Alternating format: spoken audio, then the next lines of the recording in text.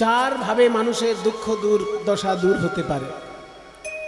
চারটে পথ: ধর্ম, অর্থ, কাম, মোক্ষ। এই চারটে পথের মধ্যে দিয়ে মানুষের পরিপূর্ণতা। ধর্ম পালন করি কেন আমরা? না, ধর্ম শব্দের অর্থ হচ্ছে, ধর্মের অনেক রকমের ব্যাখ্যা আছে, বিভিন্ন মানুষের কাছে বিভিন্ন রকমের ধর্মের ব্যাখ্যা আছে, কিন্তু ধর্মের সাধারণ মানেটা হচ্ছে মনুষ্যত্ব ধরে রাখার যে সূত্রাবলী। আমি একজন মানুষ, আমি পশু পাখি থেকে আলাদা কেন? পশু পাখিরাও খায়, ঘুমায়, বংশ বিস্তার করে। আমিও যদি খাই, ঘুমাই আর বংশ বিস্তার করি, তাহলে আমি জৈব ধর্ম পালন করছি, একটা পশু পাখির জীবন পালন করছি বটে, কিন্তু তার উপরে কিছু ভাবছি কি না তবেই আমার মনুষ্যত্ব নির্ভর করে। পশু পাখি যেমন সকাল থেকে বিকেল পর্যন্ত শুধু খুঁজে বেড়ায় খাবার কোথায় আছে। একটা গরুকে রাস্তায় ছেড়ে দিন, গরুকে কখনো খবর নেবে কীর্তন কোথায় হচ্ছে, না ভাগবত পাঠ কোথায় হচ্ছে, কিংবা মুসলমান ভাইদের জলসা কোথায় হচ্ছে, কিংবা খ্রিস্টান ভাইদের ধর্ম সম্মেলন কোথায় হচ্ছে? কোনো গরু, ছাগল, কুকুর, বিড়াল এরা কেউ খবর নেবে না। তারা দেখছে কোথাও যদি ধর্মসভা হয়, লোকে যদি খাওয়া দাওয়া করে, তাহলে কিছু একটা পাতা ফেলে দেবে, ওইখানে আমার কিছু একটা প্রাপ্তি হতে পারে। সেই জন্য কুকুর, ছাগল, ভেড়া, গরু যাদেরকে আমরা সারাক্ষণ চোখে দেখছি, তারাও সারাদিন দৌড়চ্ছে, খাবারের জন্য দৌড়চ্ছে। সেই খাবার থেকে পুষ্টি নিয়ে বংশ বিস্তার করছে। এই পর্যন্ত যদি আমারও কর্মকাণ্ড সীমিত থাকে, তাহলে জানতে হবে আমি কিন্তু ওই প্রজাতির মধ্যেই পড়ে গেলাম। ওর বাইরে আমি ভাবতে পারলাম না নিজেকে। ওর উপরে যদি আমি কিছু ভাবতে পারি, তবেই তো আমি মানুষ। আচ্ছা, ওর উপরে ভাববো কি? কি ভাববেন? সেই জন্যই তো শাস্ত্র তৈরি হয়েছে। আপনি একটা পশুর জীবন যদি পরিপালন করেন, তাতে আপনার কোনো অন্যায় নেই, কারণ পশুর যেভাবে জন্ম হয় আমারও তো সেইভাবেই জন্ম হয়েছে। একটি নারী পুরুষ পশু মিলিত হয়ে একটি বাচ্চা পশুর জন্ম হয়, তেমনি আমারও জন্ম হয়েছে। আমি যদি পশুর ধর্ম পালন করি তাতে ভুল কিছু নয়, কিন্তু মনুষ্যত্ব হলো না, পশুত্বটা হলো। মনুষ্যত্বটা তাহলে কি? মনুষ্যত্ব হচ্ছে নিজের খাওয়া পড়ার বাইরে কিছু কল্যাণ চিন্তা করা।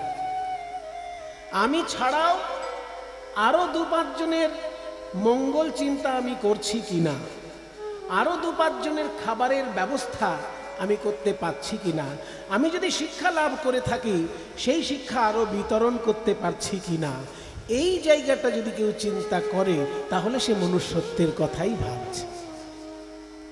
তার মানে সোজা হিসেব, অনুকূল ঠাকুর যে একটি সুন্দর ছড়া বলেছেন যে অন্যে বাঁচায় নিজে থাকে, ধর্ম বলে জানিস তাকে। খুব সহজ সূত্র, যে নিজেও বাঁচবে আর অন্যকে বাঁচার পথ তৈরি করে দেবে। সেইটাই হচ্ছে আপাতত সহজ সরল ধর্মের সংজ্ঞা। একটা কুমির যখন খায়, সে ভাবে না একটা মানুষ খেতে পেল কিনা। একটা মানুষ যদি কুমিরের সামনে চলে যায়, কুমির তাকেও খেয়ে নেবে।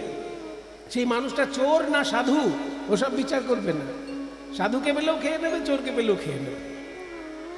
কিন্তু মানুষ যখন কুমিরের কথা চিন্তা করে, সে কুমির প্রকল্প তৈরি করে।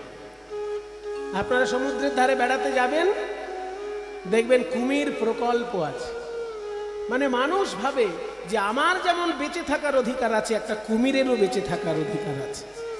সুন্দরবনের বাঘ, তাকে বাঁচানোর জন্য সরকারের লক্ষ লক্ষ টাকা খরচা হয়। সুন্দরবনের বাঘ আমাদের কোনো উপকার করবে? কোনো বাঘ কোনো মানুষের কাজে আসবে কি?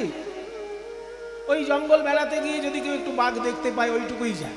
তার থেকে বাঘ আর কি কাজে লাগে? আমার বাঘ না লাগে হোমে, না লাগে যজ্ঞে, কিন্তু সেই বাঘকে বাঁচিয়ে রাখার জন্য কত বেড়া দিতে হয়েছে জঙ্গলে, কত সিকিউরিটি রাখতে হয়েছে সরকারকে। আর বাঘ যাতে অসুস্থ না হয়ে যায় ডাক্তারকেও বাঘের কাছে পাঠাতে হচ্ছে। তাহলে কত কি চিন্তা করতে হচ্ছে আমাদের দেশের সরকারকে যে বাঘ যেন মরে না যায়, অথচ সেই বাঘ কোনো কাজে লাগছে না। এটাই তো মনুষ্যত্ব। একটা বাঘ কখনো ভাববে না যে আমার যেমন বেঁচে থাকার অধিকার আছে একটা মানুষেরও বেঁচে থাকার অধিকার আছে, কিন্তু মানুষ ভাববে যে আমার যেমন বেঁচে থাকার অধিকার আছে একটা পশুরও বেঁচে থাকার অধিকার আছে। তাই ব্যাঘ্র প্রকল্প, কুমির প্রকল্প এগুলো মানুষ তৈরি করেছে। বাঘ কুমির কখনো তৈরি করে না, মনুষ্য প্রকল্প। বাঘ বা কুমির কখনো তৈরি করবে না, মনুষ্য প্রকল্প হবে না। তাই অন্যকে বাঁচানোর পথ করে দেওয়া, নিজে বাঁচা, এটা হচ্ছে সাধারণ ধর্ম। আরো যদি গভীরে প্রবেশ করেন তাহলে ধর্মের কাজ হচ্ছে দায়িত্ববোধ। আমি আমার কর্মটা ঠিকঠাক করে করছি কিনা এই দায়িত্ববোধটাই ধর্ম। আরো যদি উপরে উঠতে চান, ধর্মের আরো গভীরে যদি যেতে চান, তাহলে যে সৃষ্টিকর্তা এই বিশ্বব্রহ্মাণ্ড সৃষ্টি করেছেন আমি তার সেবার জন্য কি করলাম সেই চিন্তাটাও ধর্মবোধ। তাহলে মানুষের ধর্মবোধ মানে 4-5টা বিষয় দাঁড়িয়ে গেল। এক, যে আমি বাঁচলাম কিনা, আগে তো নিজেকে বাঁচতে হবে, নিজেকে বাঁচাটা সবার আগে ধর্ম। আমি ঠিকঠাক করে বাঁচলে আরো 5 জনের বাঁচার ব্যবস্থা করতে পারলাম কিনা, দ্বিতীয় ধর্ম। আমি এবং আমার আশেপাশে ছাড়াও আরো অন্যান্য দেশ, পৃথিবীর অন্যান্য মানুষ তারা সুখে শান্তিতে থাকছে কিনা, আমি তাদের জন্য কি করতে পারি, সেটাও একটা চিন্তা ধর্ম। শেষ পথটা হচ্ছে যে যিনি সারা বিশ্ব ব্রহ্মাণ্ডের সৃষ্টিকর্তা আমি তো তার অংশ, আমি তার সেবার জন্য কি করতে পারলাম, এটাও ধর্মের সর্বশেষ অংশ। তাই ধর্ম মাধ্যমে মানুষের দুঃখ কষ্ট দূর হয়। বড় অন্যের কথা চিন্তা করলে নিজের দুঃখ দূর হয়ে যায়। এই যে এই আসরটায় আমি যখন আসছিলাম, এই আসরের পিছন দিয়ে তো হেঁটে আসলাম, এই দিক দিয়ে সিঁড়ি আছে, ওই দিক দিয়ে ঘুরে পিছন থেকে যখন আসলাম বেশ কিছু পাথরের টুকরো পেছন দিকটায় রয়েছে, ওর উপর দিয়ে হেঁটে আসতে হলো। কালকেও এসেছি, আজকেও এসেছি। অনেকে বলছে হ্যাঁ কত পাথরের টুকরো আপনার পায়ে লাগছে না তো? আমি বলি আমার পায়ে লাগছে, আমি ভাববো কেন? আমি এখন ভাবছি শ্রাবণ মাস, যারা শিব ঠাকুরের জন্য জল নিয়ে যাচ্ছে তাদের পায়ের কথাটা একবার ভাবতে। সেটা যদি একবার আমি ভেবে ফেলতে পারি এই পাথর আমার ব্যথা দিতে পারবে? আমি তো ওইটা চিন্তা করছি যে আমি তো কাঁধে বাঁক নিয়ে শিব ঠাকুরের জন্য যেতে পারলাম না, কিন্তু যে ভাইরা যাচ্ছে হয়তো সেই ভাইদের মধ্যে এমন অনেকেই থাকে যারা সারা বছর কোনো ধর্ম পালন করে না, কিন্তু শিব ঠাকুরের জন্য সেই জল নিয়ে যাচ্ছে, একটু হলেও তো করছে। এখান থেকে সে শিক্ষাটা কি পাবে? কিছু কিছু বোকা এবং বদমাইশ প্রকৃতির লোক থাকে, তারা এই আচরণগুলোকে সমালোচনা করে। তারা বলে কি যে শিব ঠাকুরের জন্য এই 40 কিলোমিটার না হেঁটে ওই সময় যদি অন্য কোনো কাজ করতো তাহলে সমাজের মঙ্গল হতো। আমি তো বলবো ওই সময় অন্য কাজ করবে না, মোবাইল ঘাঁটবে, উল্টো পাল্টা নাচ গান দেখবে। তার থেকে সে যদি শিব ঠাকুরের জন্য ওই বাঁকটা নিয়ে যায় সেখান থেকে সে দুটো জিনিস পাবে। আমি ধরেই নিচ্ছি শিব ঠাকুর তাকে কৃপা করলো না, বা শিব বলে কিছু নেই, এটাও যদি ধরে নিই যে শিব ঠাকুর বলে কিছু নেই, সে ফালতু ফালতুই জল নিয়ে যাচ্ছে, সেটাও যদি ধরে নিই, তবু সে সেখান থেকে দুটো শিক্ষা লাভ। কি দুটো শিক্ষা লাভ করলো? না, জীবনে এগিয়ে যেতে গেলে এইরকম কঠোর পরিশ্রম করে এগোতে হবে। ঘরের কোণে বসে সারা বিশ্ব ব্রহ্মাণ্ডের সমালোচনা করলে কোনোদিন নিজের উন্নতি হওয়া সম্ভব নয়। তোমাকে জীবনে এগিয়ে যেতে গেলে পথে নামতে হবে, সেটা তুমি শিব ঠাকুরের উদ্দেশ্যেই নামো, আর শিক্ষা লাভের উদ্দেশ্যেই নামো, আর তোমার জীবনের উন্নয়নের জন্য নামো, যে কারণেই নামো, পথে তোমায় নামতে হবে। পথে না নামলে তুমি অগ্রগতি খুঁজে পাবে না। তাহলে এটাই তো সব থেকে বড় শিক্ষা। এই যে খালি পায়ে সে 40টা কিলোমিটার হেঁটে যাবে, ব্যথা তার ব্যথা বলে মনে হবে না, কারণ সে শিব ঠাকুরের চিন্তায় এগিয়ে যাবে। যদি ব্যথা লাগেও সে সেটাকে গুরুত্ব গুরুত্ব দেবে না, শিব ঠাকুরের কৃপা চিন্তা করে সে এগোবে। এটাই তো ধর্মলাভ, এটাই তো শিক্ষা। যে একইভাবে আমার জীবনে যখন কোনো দুঃখ কষ্ট এগিয়ে আসবে, আমি সেই দুঃখ কষ্টকে জয় লাভ করব শিব ঠাকুরের নামে জয়ধ্বনি দিয়ে। জীবনে এগিয়ে যাওয়ার উৎসাহ, ছোট মানুষ থেকে বড় মানুষ হবার উৎসাহ, কর্ম উদ্যম এবং শারীরিক পরিশ্রমের একটা অনুপ্রেরণা, এই সমস্ত কিছু পাবে ওই কাঁধে বাঁকটা নিয়ে শিবের কাছে যাচ্ছে বলে। সে যদি শিবের কৃপা না পায়, আমি তো বলবো পাবেই সে শিবের কৃপা। কিন্তু ধরে নিলাম নাস্তিক, আমি কিছুক্ষণের জন্য নিজেকে নাস্তিক ভেবে ভাবছি না শিব টিপ কিছু নেই, কৃপা পাবে না। কিন্তু এই যে অভিজ্ঞতাটা পেল, 40টা কিলোমিটার খালি পায়ে হেঁটে গেল কাঁধে বাঁক নিয়ে, এই অভিজ্ঞতাটা যে অর্জন করলো, এটা কি জীবনের কম? সে তো জীবনের কঠিন কঠিন পরিশ্রম করতে পারবে যদি একবার চেষ্টা করে। কিন্তু সেই সূত্রটা সে আজকে আবিষ্কার করবে যে কিভাবে কঠিন পরিশ্রম করে জীবনে এগিয়ে যেতে হবে। সেই সূত্রটা তুমি ঘরে বসে যদি শুধু মোবাইলে অন্যের সমালোচনা করে মেসেজ লিখে বেড়াও, তোমার তো হতো না সেটা। তুমি কাঁধে বাঁক নিয়ে যখনই পথে নেমেছো, তোমার জীবনের অভিজ্ঞতা তুমি পথ থেকে সঞ্চয় করছো। তাই ধর্ম আমাদেরকে শিক্ষা দেয় ছোট থেকে বড় হবার, অন্ধকার থেকে আলোর পথে এগিয়ে যাবার। তাই 4টে উপায়ের মধ্যে প্রথম উপায় ধর্ম, তারপরে অর্থ। অর্থ আমাদেরকে অসুবিধে দূর করে, এবং ধর্মের সঙ্গে যদি অর্থের সম্পর্ক থাকে তবে সেই অর্থ সঠিক অর্থ। আপনি ধর্মার্জিত অর্থে যদি ঈশ্বরের সেবা করেন, তবে সেই সেবা ঈশ্বরের চরণে পৌঁছায়। অধর্মার্জিত অর্থে ঈশ্বরের সেবা করলে সে সেবা পৌঁছায় না ঈশ্বরের চরণে। তাই ধর্মের পরেই অর্থের সম্পর্ক, ধর্মার্থ একসঙ্গে থাকে। তারপরেই কাম, কামনা বাসনা যদি না থাকে তাহলে মানুষ বড় হতে পারে না। সেই জন্য কামনা বাসনারও বিরাট বড় প্রয়োজন আছে। মুনি ঋষিগণ বলেছেন ধর্ম অর্থ কাম, এই কামকে যদি কেউ প্রেমে পরিণত করতে পারে, সেই কাম যদি তার জীবনে প্রেমে পরিণত হয়, তাহলে তার জীবন অমৃতে পরিপূর্ণ হয়ে যায়। তাই ধর্ম অর্থ কাম, শেষকালে মোক্ষ, এই তিনটেকে ব্যালেন্স রাখবে মোক্ষ। ধর্ম অর্থ কাম এই তিনটে হচ্ছে প্লাস, আর মোক্ষ হচ্ছে মাইনাস। যদি প্লাসের সঙ্গে মাইনাস না থাকে, শুধু প্লাসই হয়ে যায়, তো ঘরে জিনিস রাখার আর জায়গা হবে? মনে করুন আপনার একটা ঘরে আপনি বাস করেন, একদিন টিভি আনলেন, একদিন ফ্রিজ আনলেন, একদিন এসি আনলেন, এটা আনলেন সেটা আনলেন, আনতে আনতে শুধু যদি ঘরটা বোঝাই করে ফেললেন, তাহলে ওই ঘরে আপনি আর থাকতে পারবেন? সেই জন্য যেটা খারাপ হবে সেটা তো ফেলে দিতে হবে। ওই ত্যাগ শিক্ষাটাই হচ্ছে মোক্ষ শিক্ষা। আপনার জীবনে যেটা যেটা প্রয়োজন নেই, আপনার জীবনে যেটা যেটা দরকার নেই, সেখান থেকে নিজেকে গুটিয়ে নেওয়ার নামই মোক্ষ।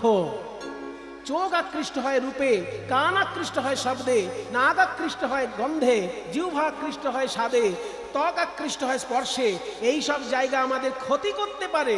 তাই সেই সব জায়গা থেকে নিজেকে গুটিয়ে আনার নাম মুক্তি সাধনা। মুক্তি সাধনা মানে বিষয় ভোগ থেকে নিজেকে গুটিয়ে নেওয়া, সেটা শেষ পর্যায়ে। আগে ধর্ম অর্থ কাম মোক্ষ, আগে প্লাসগুলো লাভ হোক, তারপরে মাইনাস এসে তার ব্যালেন্স করবে। তাই ধর্ম অর্থ কাম মোক্ষ চারটেই সমানভাবে গুরুত্বপূর্ণ মানব জীবনে। কিন্তু গৌড়ীয় বৈষ্ণবগণ আবার বলেছেন ওর থেকেও আরো উপরে একটা পাবার জিনিস আছে, সেটার নাম বিশুদ্ধ প্রেম। ধর্ম অর্থ কাম মোক্ষের উপরে পঞ্চম পুরুষার্থ হলো সেই প্রেম। তবে হ্যাঁ, সেই প্রেম কিন্তু রাস্তাঘাটে পাওয়া যায় না, সেই প্রেম গোলকেই থাকে। গোলক অধিপতি যদি কৃপা করে সেই প্রেমের ভান্ডার নিচে নামিয়ে আনেন, তবেই সাধারণ মানুষ পাবে। ভাগবত শুধুমাত্র কৃষ্ণ আর কৃষ্ণ ভক্তের লীলার গ্রন্থ নয়, সেখানে সমাজ শিক্ষারও অনেক কথা আছে। শ্রীমদ্ ভাগবতে একটি শ্লোক আছে শুক্রাচার্যের মুখে। শুক্রাচার্য বলছেন যে শোনো, টাকা পয়সা আয় করতেই শিখলে হবে না, কি কি কোন কোন জায়গায় খরচা করতে হবে সেটাও শিখতে হবে। এমনি শাস্ত্র যেটা বলেছে যে তুমি যদি 100টি টাকা আয় করে থাকো, তাহলে অবশ্যই 20টি টাকা সেখান থেকে জমাবে ভবিষ্যতের জন্য, নাহলে ভবিষ্যতে তুমি বিপদে পড়তে পারো। 100 টাকা আয় করলে 20 টাকা তোমাকে জমাতেই হবে। ভবিষ্যতের চিন্তা করে, আর 20টি টাকা তোমার ঈশ্বরের চিন্তা করে আধ্যাত্মিক জীবনের জন্য এবং শিক্ষার জন্য, সমাজ সেবার জন্য, দেশের সেবার জন্য 20টি টাকা দান করা দরকার। বলছে ধর্মায় যশস্তীর্থায় কামায় স্বজনায় চ পঞ্চভীর বিভজন বিত্তম ইহামূত্র চ মোদত। এটা খুব মূল্যবান একটি শ্লোক। আয় তো অবশ্যই করবে, কিন্তু খরচাটা কোথায় করবে? আপনি জীবনে শুধু যোগ করতে শিখেছেন, বিয়োগ করতে শেখেননি, তাহলে অঙ্কের পরীক্ষায় পাস করবেন? অঙ্কের পরীক্ষায় যদি পাস করতে হয় আপনাকে যোগও শিখতে হবে, বিয়োগও শিখতে হবে। যেভাবে পয়সা আয় করবেন সেটা যেমন শিখতে হবে, তেমনি কিভাবে খরচা করবেন সেটাও শিখতে হবে। এবং সেই শিক্ষা শ্রীমদ্ ভাগবত দিচ্ছে। বলছে ধর্মায়, ধর্মের জন্য 20%। আগেই বলেছি ধর্ম মানে শুধুমাত্র নিয়ম রক্ষা নয়, মনুষ্যত্বের সমৃদ্ধির জন্য যে পথ, ঈশ্বরের সেবা এবং মানব জাতির সেবা, এই দুটো সেবাকে লক্ষ্য রেখে যে কাজ করা হয় সেটা হচ্ছে ধর্ম। শুধু ঈশ্বর নয়, শুধু মানুষ নয়, শুধু ঈশ্বর নয়, শুধু মানুষ নয়, ঈশ্বর সেবা এবং মনুষ্য সেবা, এই দুটো সেবাকে মাথায় নিয়ে যে এগিয়ে যাবে সেই হচ্ছে ধর্ম পালন করে। তাই ধর্মায় 20%। যশসে, নিজের যশ, নাম যশ যাতে ফেটে পড়ে তার জন্য খরচা করতে হবে 20%। অর্থায়, অর্থ থেকে অর্থ আসে, সেই জন্য অর্থের জন্য 20% দিতে হবে, অর্থাৎ ইনভেস্টমেন্ট। আপনি 20 লাখ টাকার একটা জায়গা কিনে নেবেন, কয়েক বছর পর দেখবেন সেটা 40 লাখ টাকা হয়ে গেছে, তাহলে ইনভেস্টমেন্ট হলো। ভাগবত বলছে ওখানেও দাও, কিন্তু জীবনে 20%। কিন্তু আমরা অনেক সময় করে ফেলি কি, ঠিক ঠিক ব্যালেন্সগুলো করতে পারি না। অর্থ যেখান থেকে আসবে, সেটা জমি হোক, সোনা হোক, শেয়ার মার্কেট হোক, যে কোনো জায়গা হোক, অর্থ যেখান থেকে আসবে সেই রকম জায়গায় অর্থ দিতে হবে। সেটা হচ্ছে 20%, তার নাম হচ্ছে ইনভেস্টমেন্ট। সেটাও ভাগবতে শিক্ষা দিচ্ছে যে ধর্মায় যশসে অর্থায় কামায়। 4 নম্বর বললো কামায়, অর্থাৎ নিজের কিছু শখ শান্তি যদি থাকে, সেই শখ ইচ্ছা পূর্ণ করার জন্য 20% রেখো। মনে করুন আপনার শখ আছে আপনি একটু দুবাই ঘুরে আসবেন, এবার সারা জীবন শুধু হাড় ভাঙা পরিশ্রম করে গেলেন, দুবাই ঘুরে এলেন না, তাহলে কিন্তু আপনার ঠিক হতো না। আপনার যদি শখ থাকে তাহলে ওই দুবাইয়ের জন্য 20% রেখে দেন। আমি দুবাই বললাম, অন্যান্যগুলো ভাবতে পারেন আপনাদের শখ অনুসারে। শখ ইচ্ছা পূর্ণ করার জন্য 20%, আর 20% রইল স্বজনায়, আত্মীয় স্বজন, পাড়ার লোক, বাড়ির লোক, পাড়ার লোক, দেশের লোক, আত্মীয় স্বজনের জন্য 20%।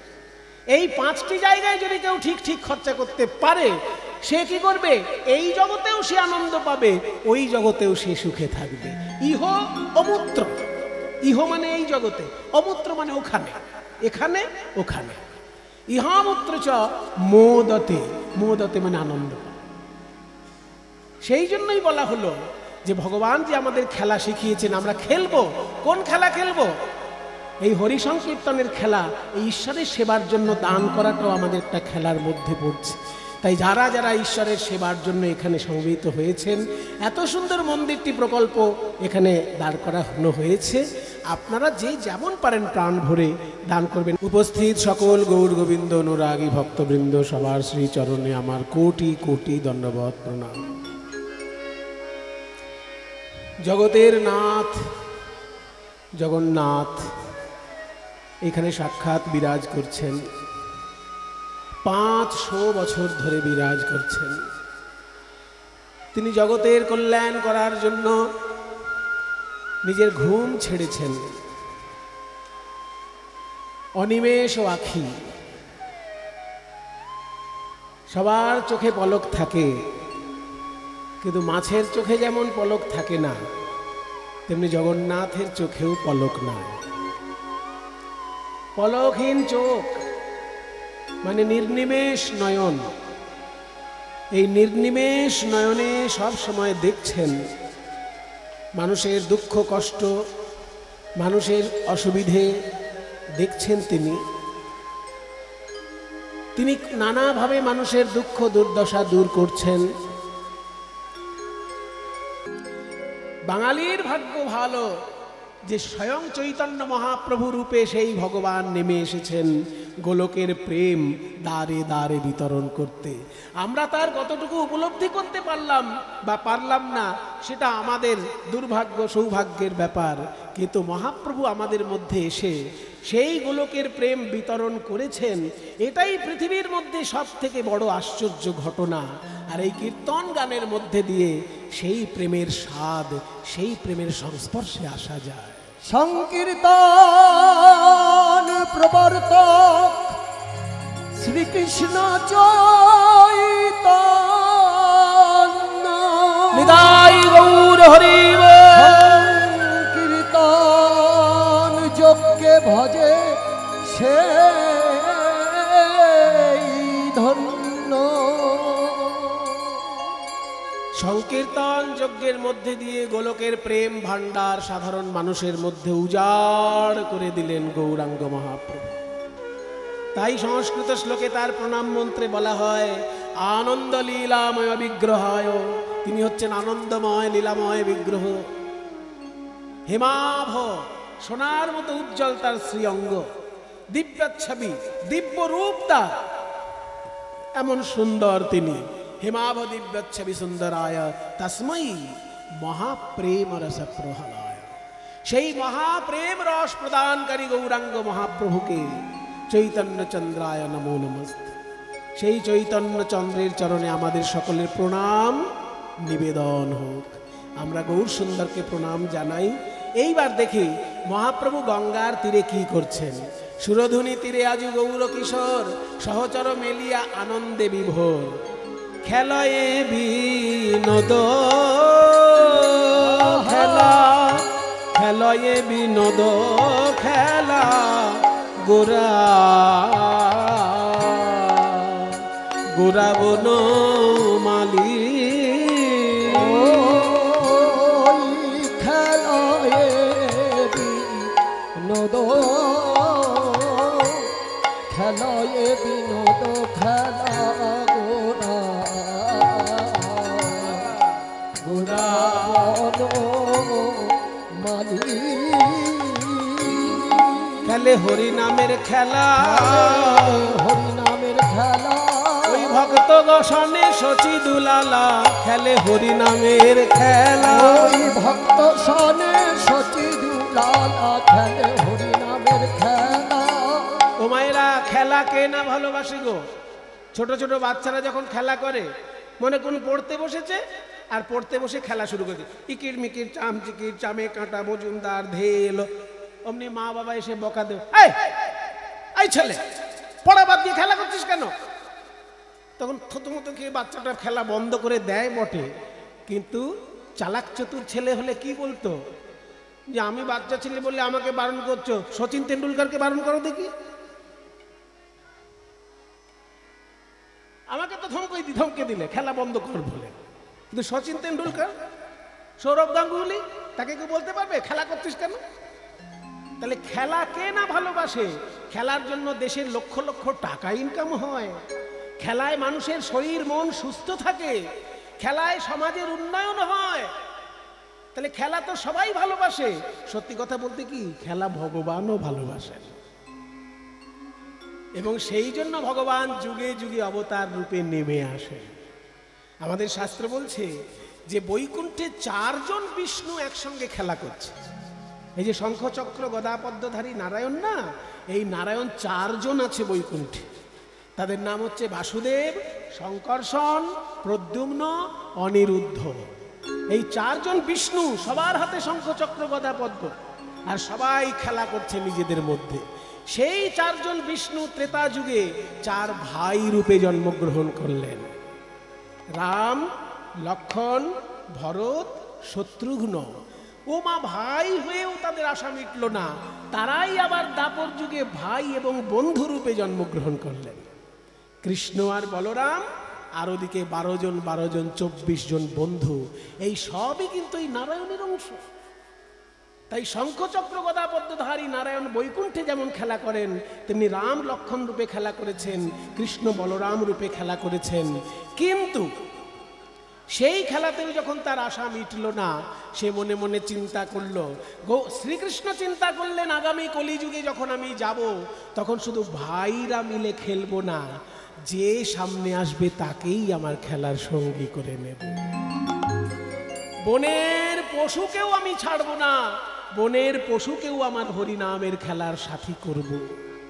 তাই গৌরাঙ্গ মহাপ্রভু রূপে যখন এলেন সেই স্বয়ং ভগবান, তিনি ঝাড়িখণ্ডের পথে যখন বৃন্দাবনে গেলেন, ঝাড়িখণ্ডের বাঘকে পর্যন্ত কৃষ্ণ নাম তিনি বলিয়ে ছাড়লেন। তাই বৃন্দাবনের খেলা ছিল গোধনচার, ওই বৃন্দাবনের খেলা ছিল গোধনচার, ওই বৃন্দাবনের খেলা ছিল গোধনচার, ওই বৃন্দাবনের খেলা ছিল গোধনচার। আর নবদ্বীপের খেলা হলো নাম সংকীর্তন, ওই নবদ্বীপের খেলা হলো নাম সংকীর্তন, নবদ্বীপের খেলা হলো নাম সংকীর্তন, নবদ্বীপের খেলা হলো নাম সংকীর্তন, নবদ্বীপের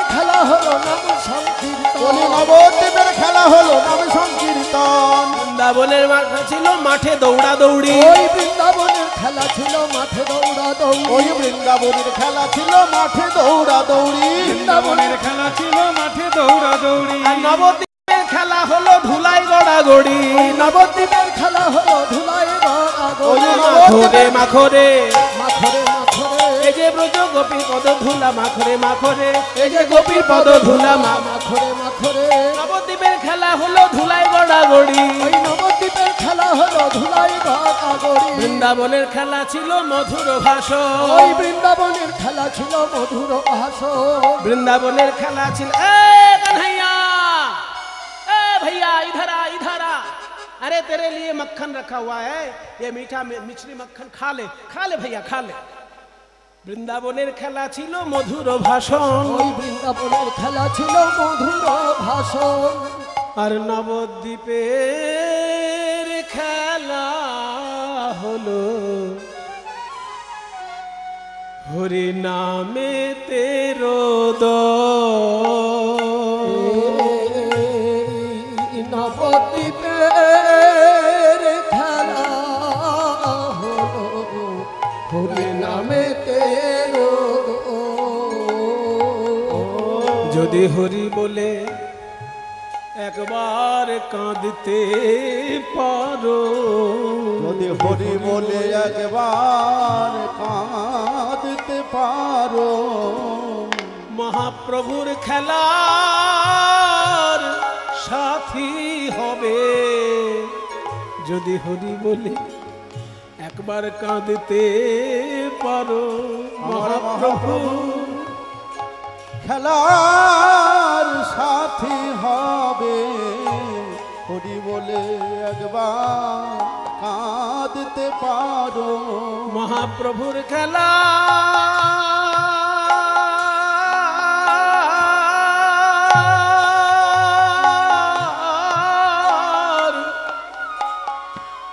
মহাপ্রভুর খেলার সাথী হবে। যদি হরি বলে একবার কাঁদতে পারো, প্রভুর খেলা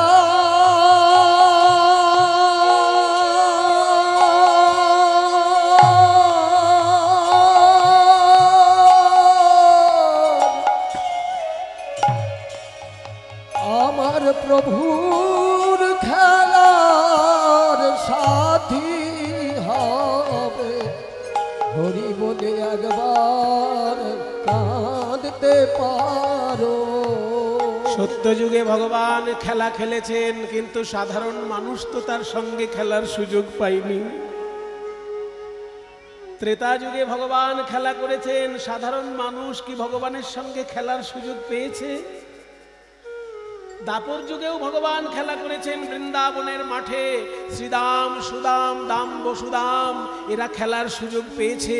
এরা হলো ভগবানের অন্তরঙ্গ বন্ধু। কিন্তু সেই ভগবান যখন কলিযুগে এলেন, আর বাছাবাছি নয়, সঙ্গে যে আছেন তার সঙ্গেই তিনি খেলা করছেন। হিন্দু মুসলমানও বাছাবাছি নেই কলিযুগে। তাই যদি থাকতো তাহলে মহাপ্রভু হরিদাস ঠাকুরকে কোলে নিয়ে নাচতেন না। হরিদাস ঠাকুর 3 লক্ষ নাম জপ করতেন। মুসলমান পরিবারে জন্মগ্রহণ হলেও তিনি হরিনাম এত ভালোবেসেছিলেন, 3 লক্ষ নাম জপ করতেন।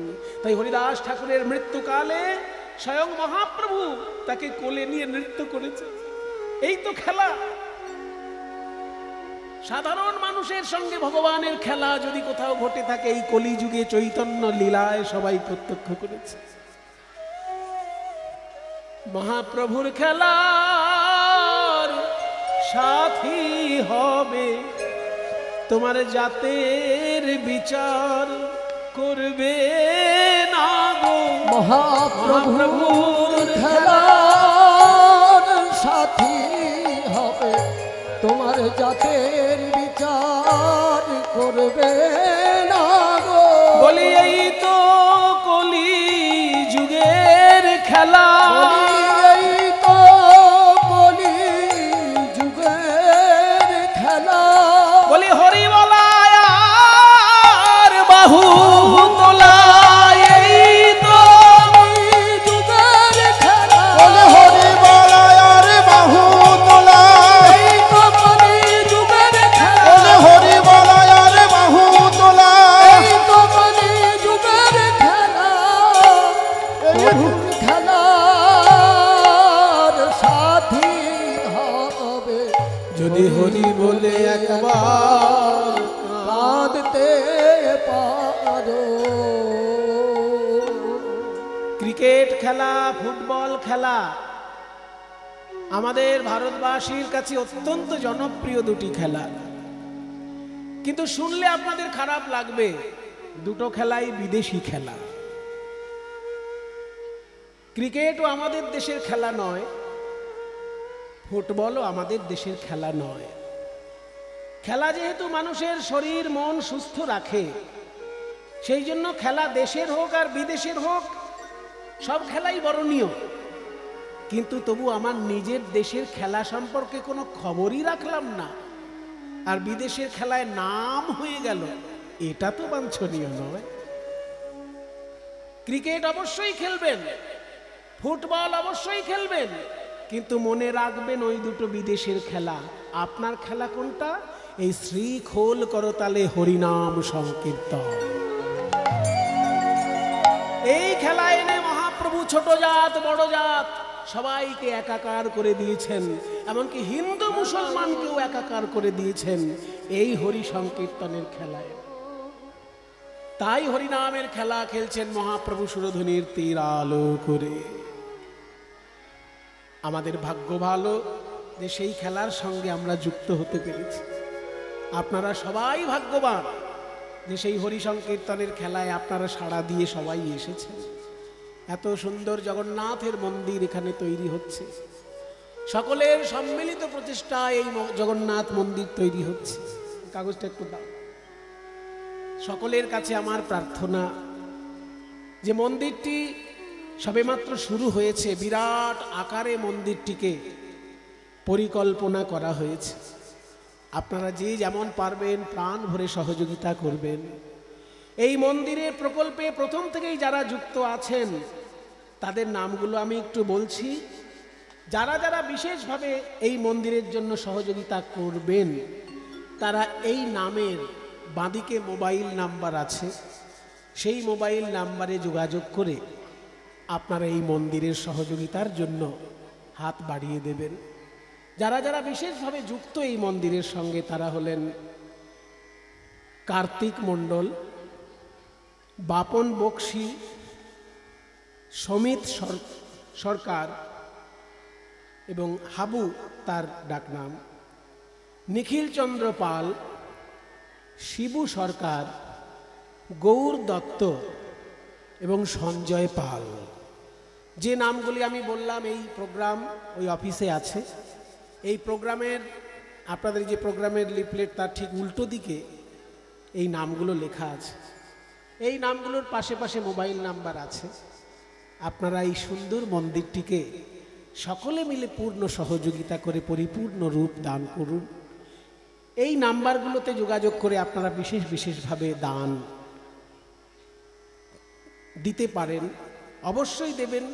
কারণ হস্তস্য ভূষণম দানম, আমাদের শাস্ত্রে মুনি ঋষিগণ বলেছেন যে যদি শুধু দামি দামি আংটি পরা হয় তাহলে সেটা হাতের ভূষণ হয় না।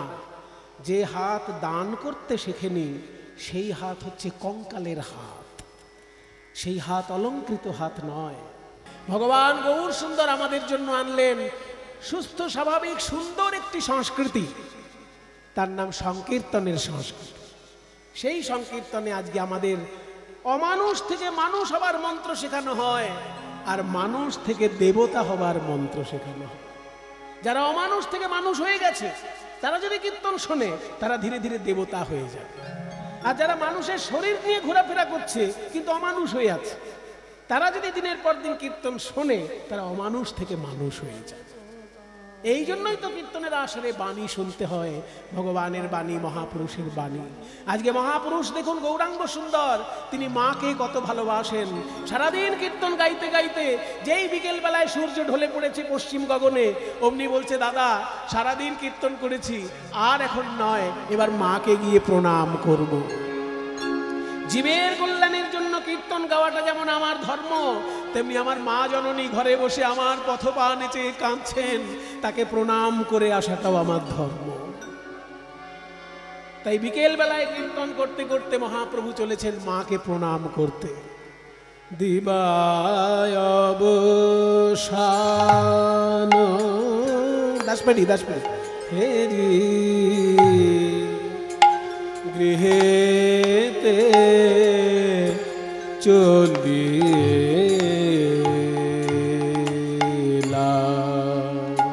দিবা অবসান হেরি গৃহেতে চলিলা। হে ভক্তগণ, আমাদের মুনি ঋষিগণ রাগ রাগিনী সৃষ্টি করেছেন কেন জানেন? এইসব সুরের মাধ্যমে ভগবানকে ডাকলে ভগবানের সঙ্গে সরাসরি সম্পর্ক তৈরি হয়ে যায়। ওই জন্য কবিগুরু রবীন্দ্রনাথ বলেছেন না, আমার সুরগুলি পায় চরণ, আমি পাইলে তোমারে। দাঁড়িয়ে আছো তুমি আমার গানের ওপারে, আমার সুরগুলি পায় চরণ, আমি পাইলে তোমার। যদি আমি তোমার দেখা পাই না, কিন্তু তোমার দেওয়া সুরে যদি তোমায় ডাকতে পারি, সেই সুর তো তোমার চরণে পৌঁছে। ওই জন্য রাগ রাগিনী আশ্রয় করে গান গাওয়া কীর্তনেও নিয়ম। এই যে বিকেল বেলা এই সময় পূরবী রাগ গাইতে হয়, তাই পূরবী রাগে গান চলছে এখন। আমাদের পূরবী রাগে, কীর্তনের পূরবী রাগে শুদ্ধ ধা লাগে, আর নর্থ ইন্ডিয়ান পূরবী রাগে কোমল ধা লাগে। আমরা আমাদের ধারাটাতেই গাইব। দেবা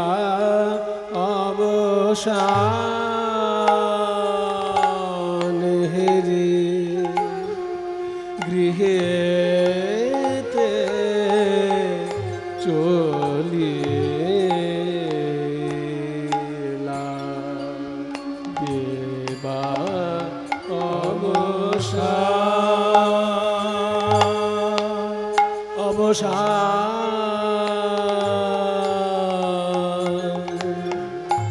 আমার যে গুরু রাগ শিখিয়েছিলেন, অনেক গুরুর কাছে তো রাগ শিখেছি, তার মধ্যে একজনের নাম হচ্ছে বুদ্ধদেব ভট্টাচার্য।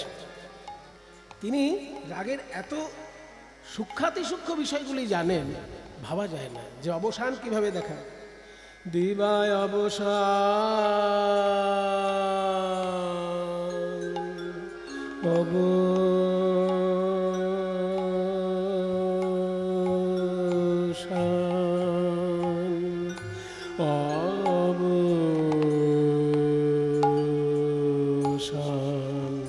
দেবা অবসান গৃহেতে চলিলা। এবার জননী চরণে আসি প্রভু আমার প্রণাম করিলা, প্রভু প্রণাম করিলা, প্রভু প্রণাম করিলা।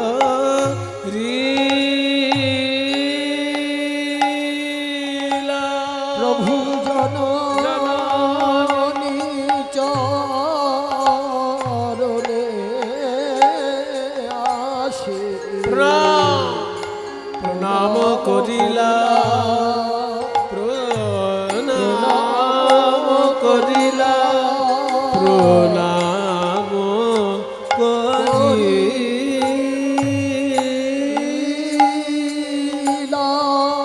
বলে এই আশীর্বাদ করো মাগো আমায় এই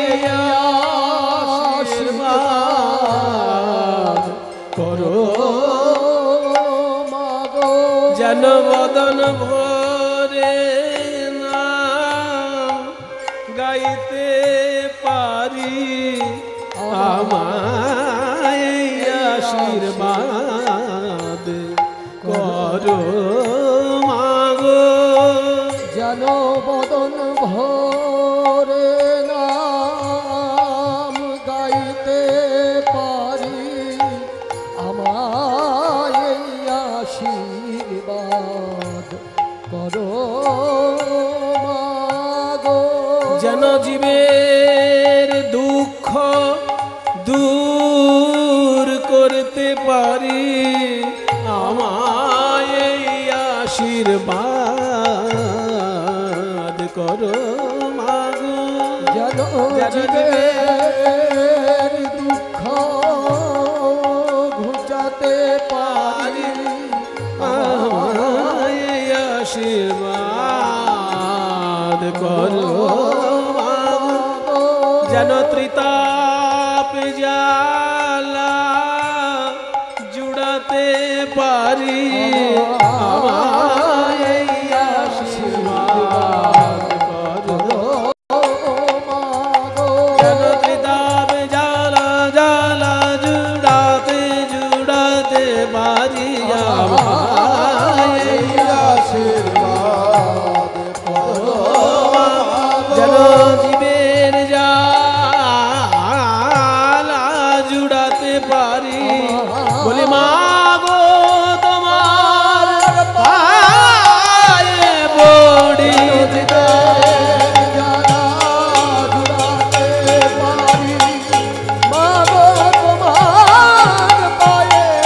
যেন ত্রিতাপ জ্বালা জুড়াতে পারি যেন ত্রিতাপ জ্বালা জুড়াতে পারি যেন ত্রিতাপ জ্বালা ঝালা ঝালা জুড়াতে পারি আমায় এই আশীর্বাদ করো মাগো ও মায়েরা সচিমা জানেন যে আমার ছেলে যতই ব্যস্ত থাকুক ওই যে সকালবেলা একবার প্রণাম করে যেমন বাড়ি থেকে বাইরে বেরোয় তেমনি বিকেলবেলা সারাদিন পরে একবার ঘরে আসবেই আমাকে প্রণাম করতে। তাই এদিক ওদিক দেখছেন সচিমা কই ছেলে তো আমার এখনো এলো না, ছেলের কিছু হলো না তো। কিছুক্ষণের মধ্যেই দেখছে দলবল নিয়ে কীর্তন গাইতে গাইতে মহাপ্রভু আসছে, ওই তো আমার ছেলে। চোখে আমি কম দেখি কিন্তু তবু আমার ছেলেকে চিনতে কোনো অসুবিধে হয় না, কারণ অন্য 5টা ছেলের সঙ্গে আমার ছেলে তো একরকম নয়। সাধারণ মানুষ কেমন, সাধারণ মানুষের সঙ্গে চৈতন্যদেবের শারীরিক গঠনের একটা পার্থক্য আছে। সাধারণ মানুষ কেমন হয়, সোজা হিসেব নিজের হাতের 3.5 হাত। আপনি লম্বা হলে আপনার হাত লম্বা, আপনি বেটে হলে আপনার হাত বেটে। সেই জন্য নিজের হাতের 3.5 হাত লম্বা হয় একটা মানুষ। কিন্তু গৌরাঙ্গ সুন্দর ছিলেন নিজের হাতের 4 হাত লম্বা। আর গৌরাঙ্গ মহাপ্রভুর হাতটি আবার অন্যরকম ছিল। কেমন? শাস্ত্রে বর্ণনা পাওয়া যায়, আজানুলম্বিত ভুজৌ কনকাবদাত। আজানু মানে হাঁটু পর্যন্ত, জানু মানে হাঁটু, আজানু মানে হাঁটু পর্যন্ত। তা আমরা সোজা হয়ে দাঁড়ালে হাঁটুটায় হাত দিতে গেলে একটু একটু হেলে দাঁড়াতে হয়, কিন্তু গৌরাঙ্গ মহাপ্রভু সোজা হয়ে দাঁড়ালেও তার হাতটা হাঁটুতে ছুঁয়ে যেত। তাহলে সেই হাতের 4 হাত লম্বা। তাহলে যে কোনো মানুষের মধ্যে যদি উনি মিশে থাকেন 1 ফুট উঁচু তো লাগবেই। সেই জন্য সবার মধ্যে গৌরাঙ্গ মহাপ্রভু মিশে থাকলেও সচিমার দেখতে চিনতে কোনো অসুবিধে হতো না। সব থেকে যে লম্বা ওই আমার নিমাই। কিন্তু যখনই নিমাই কাছে এসেছে, চোখটা ছলছল করছে সচি মায়ের। এবার যখন এই জল ভরে এসেছে চোখে, জলটা যখনই মুছেছে, অমনি দেখে নিমাইয়ের সারা গায়ে ধুলা। সঙ্গে সঙ্গে অভিমান করে বলছে, নিমাই কে ধুলা দিয়েছে? কে ধুলা দিয়েছে? নিমাই রে তোর সোনা রঙে কে ধুলা দিয়েছে? নিমাই রে তোর সোনা রঙে কে ধুলা দিয়েছে? ধুলে ধূসরিত অঙ্গ গদ গদ ভাস, ধুলে ধূসরিত অঙ্গ গদ গদ ভাস। কে ধুলা? এই আমার ছেলে কীর্তন করতে গেছে তোদের সঙ্গে, আমার ছেলেকে ছেড়ে দিয়েছি বলে তোরা যা খুশি তাই করবি? নরহরি তুই কোথায় ছিলি? নরহরি তুই কোথায় ছিলি? তোর হাতে হাতে সঁপে দিলাম নরহরি তুই কোথায় ছিলি? তোর হাতে হাতে সঁপে দিলাম নরহরি তুই কোথায় ছিলি? বলেছিলাম দেখো রে বাবা নরহরি থেকো গৌরের কাছে রে, দেখো রে বাপ নরহরি থেকো গৌরের কাছে রে। আমার সোনার পুতুলি গোরা সময় বলে পাছে রে, আমার সোনার পুতুলি গোরা ধুলাই পড়ে পাছে রে। পরাণ পুতুলি গোড়া সোনা ধুলায় পড়ে পাছে, পরাণ পুতুলি গোরা ধুলাই পড়ে পাছে রে।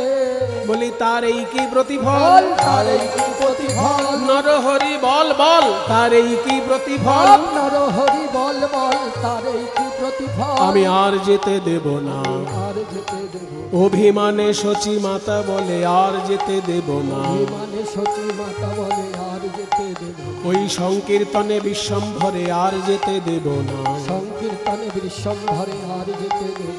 তুমি ঘরে বসে নাম করো, ঘরে বসে নাম করো, আপন খেলার সাথী লইয়ে ঘরে বসে খেলা করো, আপন খেলার সাথী লয়ে ঘরে বসে খেলা করো। যখন যা চাইবে তাই পাবে ঘরে বসে খেলা করো, যখন যা চাইবে তাই পাবে ঘরে বসে খেলা করো। আমি মনে হলেই চেয়ে দেখব, মনে হলেই চেয়ে দেখো আমার দুঃখ পাশরা বদন খানি মনে হলেই চেয়ে দেখব, আমার দুঃখ পাশরা বদন খানি মনে হলেই চেয়ে দেখবো।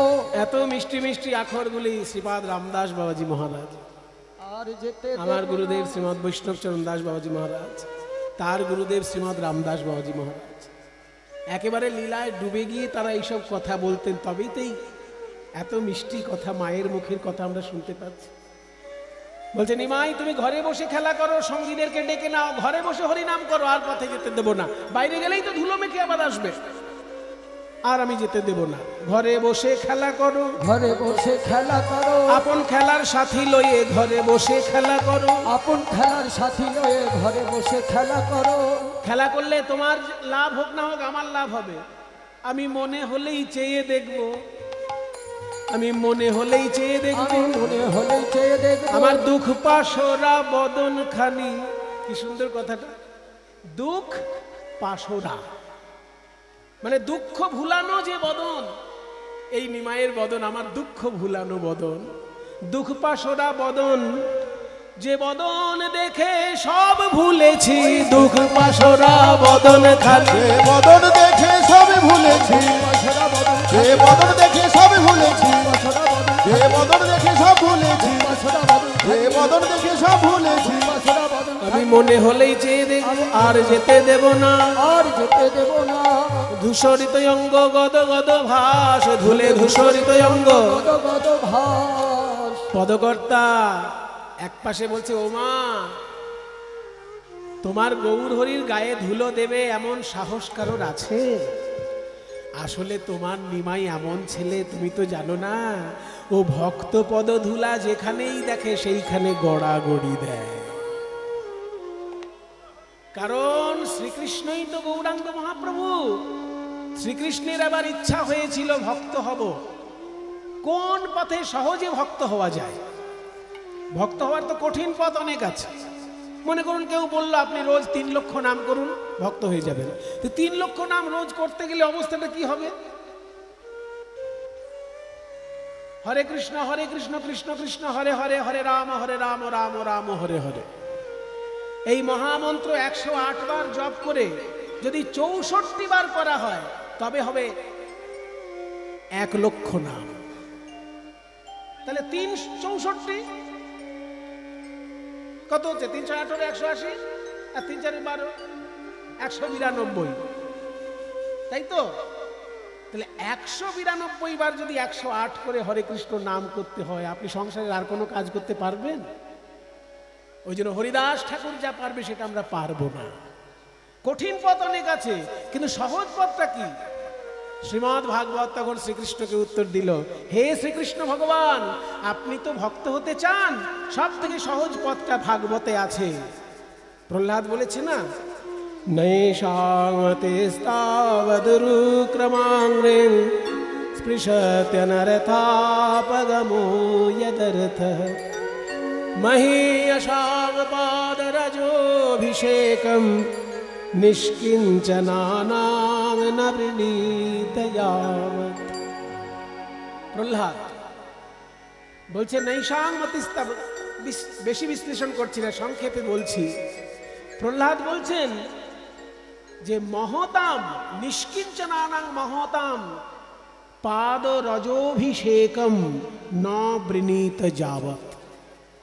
যতদিন না পর্যন্ত মহৎ ভক্তের চরণ ধুলিতে স্নান করা যায়, ততদিন ভক্তির উদয় হবে না। ভক্তির উদয় হবে সেদিন যেদিন মহৎ ভক্তের চরণ ধুলিতে স্নান করা যায়। তাই ভক্তের পদধূলায় স্নান করলে ভক্তি আপনি আসে, এটা ভাগবতের বাণী। তাই গৌরাঙ্গ মহাপ্রভু যেখানেই পদধূলা দেখেন ভক্তের, সেইখানে গড়াগড়ি দেন। আমরা কেউ ওনার গায়ে ধুলা মাখাই না, কিন্তু সেই কথা তো সচিমাকে বলা যাবে না। সেই জন্য সচিমা যখন বকা দিচ্ছেন, সবাই চুপ করে মাথা নিচু করে দাঁড়িয়ে আছে। শেষকালে সচিমায়ের পায়ে ধরে বলছে, মা, আমরা তো ক্ষুদ্র জীব, কিছু বুঝি না, তোমার ছেলে না গেলে আমাদের যে জীবনটাই একদম শেষ হয়ে যাবে। মা, আমাদের মুখের দিকে তাকিয়ে তুমি ছেলেকে আদেশ দিও যেন রোজ সংকীর্তনে আসে। তাই ধুলে ধূসরিত অঙ্গ গদ গদ ভাস, এ রাধা মোহনে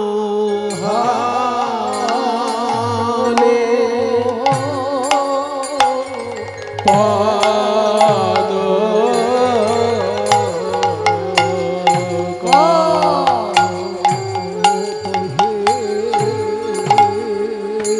পদ করত হে আসরে,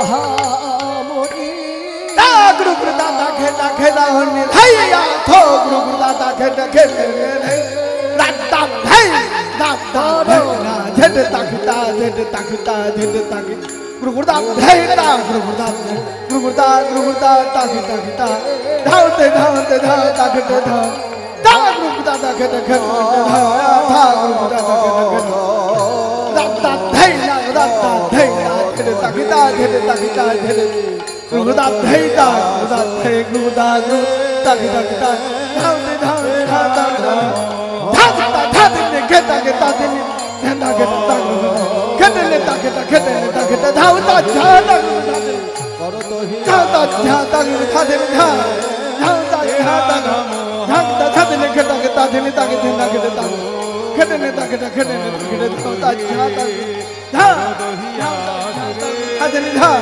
ধাওতা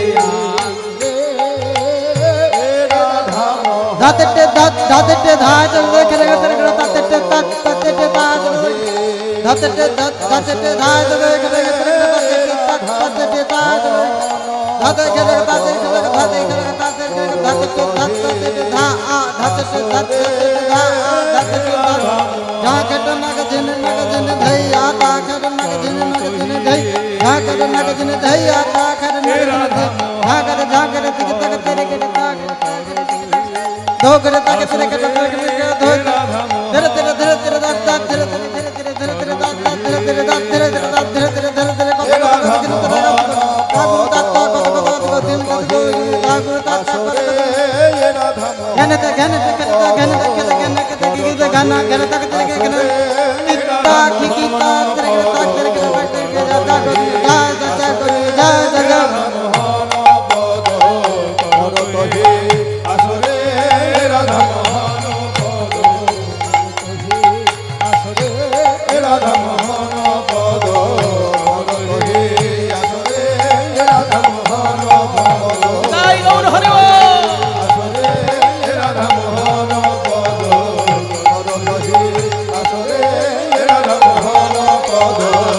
পদ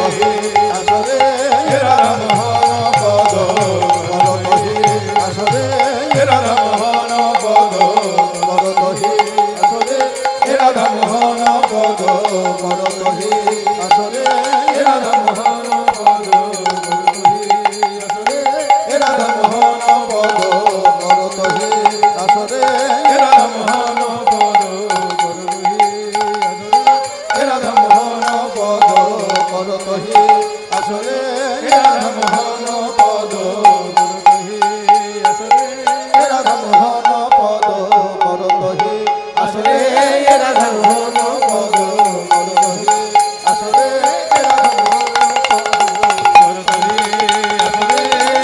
উলুধ্বনি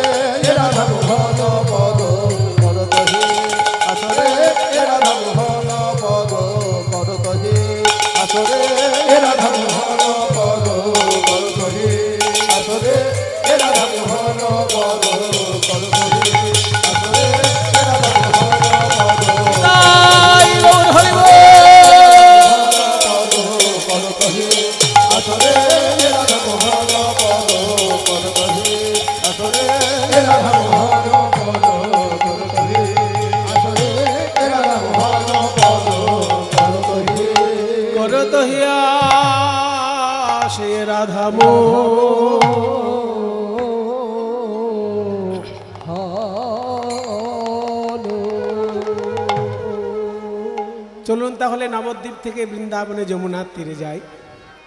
अब तक हम थे गंगा के किनारे में। ओ भैया अब तक हम थे गंगा के किनारे में, देख रहे थे महाप्रभु की लीला। अब जाएंगे वृंदावन की ओर यमुना के किनारे में, देखेंगे श्याम सुंदर की लीला। कैसे गांव चराते हुए, कैसे बांसुरी बजाते हुए, सखाओं के साथ अपने भक्तन के साथ कैसे लीला करते हैं श्याम सुंदर। चलो रे चलो रे चलो रे चलो मन गंगा यमुना तीर, चलो मन गंगा यमुना तीर, चलो मन गंगा यमुना तीर, चलो मन चलो यमुना तीर यमुना तीर यमुना तीर, चलो मन गंगा यमुना तीर, चलो मन गंगा यमुना तीर, चलो मन यमुना तीर यमुना तीर यमुना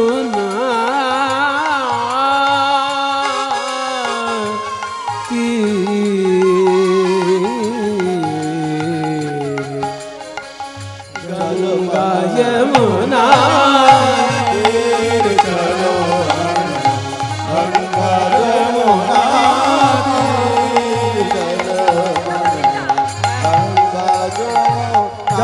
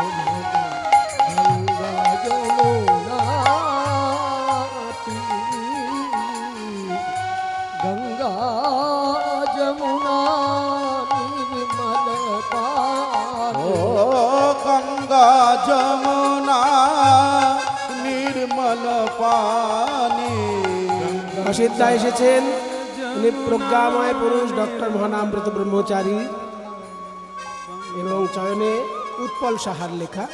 তিনি এই গ্রন্থটি আমাকে দান করলেন। নিতাই গৌর প্রেমানন্দ, হরি বল হরি বল। গঙ্গা যমুনা নির্মল জয় নিতাই। মন্দির কর্তৃপক্ষ একটু কথা বলবেন আপনাদেরকে।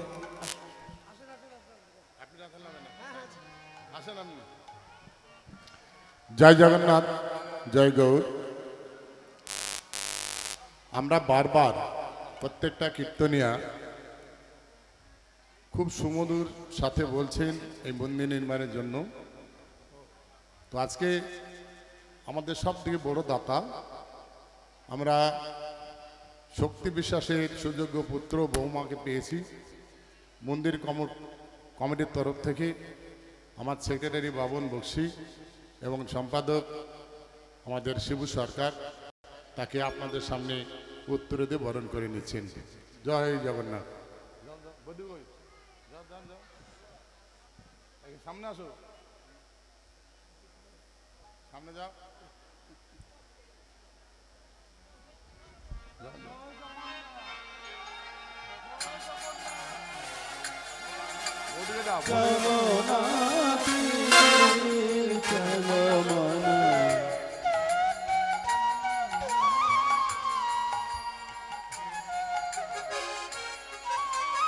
তিনি 1 লক্ষ টাকা বিগত দিনে দিয়েছেন।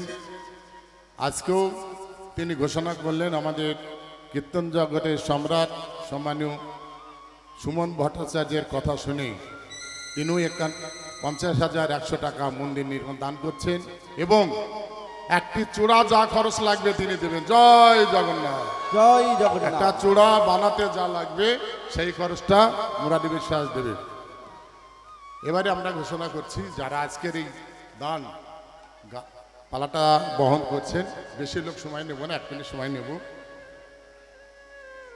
স্বর্গীয় শক্তিপদ বিশ্বাস ও পুরস্কারী বিশ্বাস স্মৃতির উদ্দেশ্যে এই পালার ব্যয় বহন করছেন পুত্র বিশ্বজিৎ বিশ্বাস, পুত্রবধূ মালা বিশ্বাস, নাতি নাতিনগণ সৌম্যদীপ সরকার, শুভদীপ সরকার, বিশ্বজিৎ বিশ্বাস,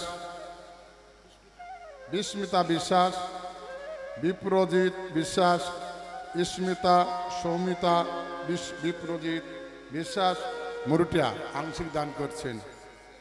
সাথে সাথে আরেকজন ভক্ত স্বর্গীয় বলরাম ঘোষ, মাতা কালিদাসী ঘোষের স্মৃতির উদ্দেশ্যে পালাটি বহন করছেন কন্যা সবিতা ঘোষ, জামাতা মৃণালকান্তি ঘোষ, নাতি মৃগাঙ্ক ঘোষ, নাতনি মমতা ঘোষ, নাতজামাই সুনীল ঘোষ, নাতবউ মৌসুমী ঘোষ, পৌনাতি সৌম্যদীপ, পৌনাতনি সৃজা, মৌমিতা, মামনি, গোয়াবাড়ি, নদিয়া। সাথে সাথে আরেকটি ঘোষণা করছি, আপনি আসুন। আমাদের সামনেবার জগন্নাথ দেব কৃপা করবেন, আপনাদের আশীর্বাদে এই মন্দিরে আবার আসবেন আমাদের এই সম্রাট জগতের কীর্তনিয়া শ্রদ্ধেয় সম্মানীয় গুরুজন ব্যক্তি আমাদের সুমন ভট্টাচার্য মহাশয়। জয় জগন্নাথ, জয় গৌর।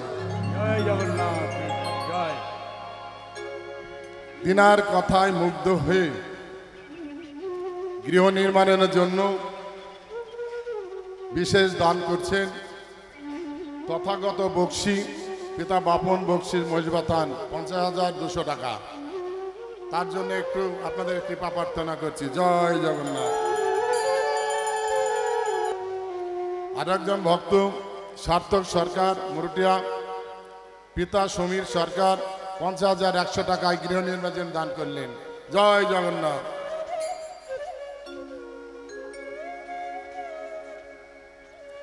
সার ব্যবসায়ী সুবীর বিশ্বাস, স্বর্গীয় সমর বিশ্বাস, তিনিও 50,100 টাকা গৃহ নির্মাণ দান করলেন।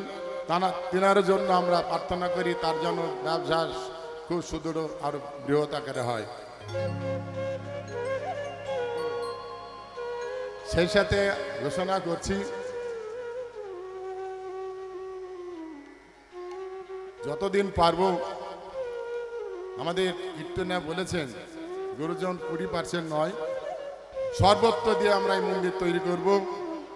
তাই আমার নিজস্ব পুত্র শোভন মণ্ডল তিনিও 50,300 টাকা এই গৃহের জন্য আমরা দান করছি আমার ছেলে। জয় জগন্নাথ, জয় জগন্নাথ।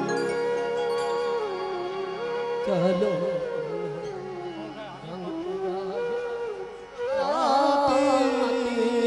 চলো মন গঙ্গা যমুনা তীর চলো মন গঙ্গা যমুনা তীর চলো মন গঙ্গা যমুনা তীর চলো মন গঙ্গা যমুনা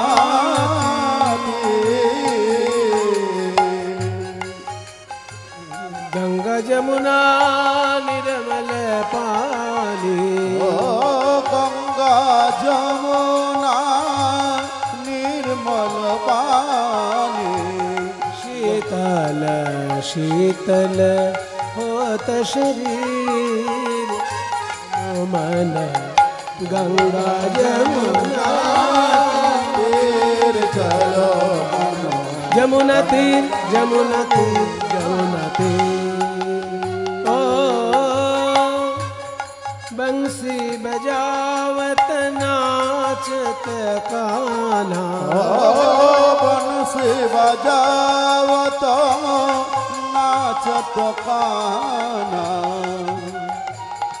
बांसुरी बजा रहे हैं और नाच रहे हैं, कुंडल में हीरे के कुंडल भी झलक रहे हैं। कुंडल कुंडल झलकत हीर चलो मन गंगा जमुना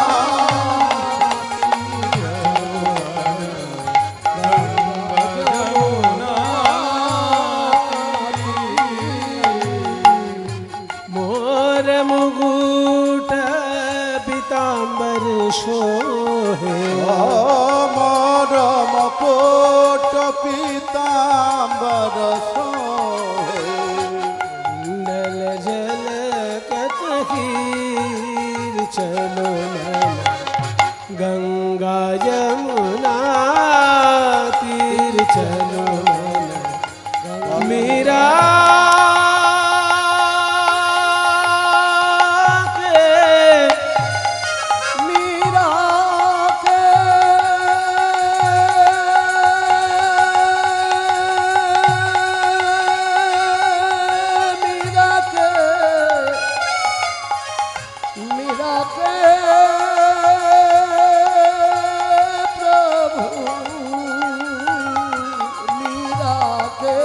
प्रभु गिरधर नाग, मीरा के प्रभु गिरधर नागरो चरण कमल पर शीर चलो मन जमुना तीर चलो मन गंगा यमुना जमुना जमुना जमुना जमुना जमुना जमुना जमुना जमुना जमुना जमुना जमुना गंगा जमुना चलो जमुना तीर जमुना तीर जमुना जमुना तीर जमुना तीर जमुना जमुना तीर जमुना तीर जमुना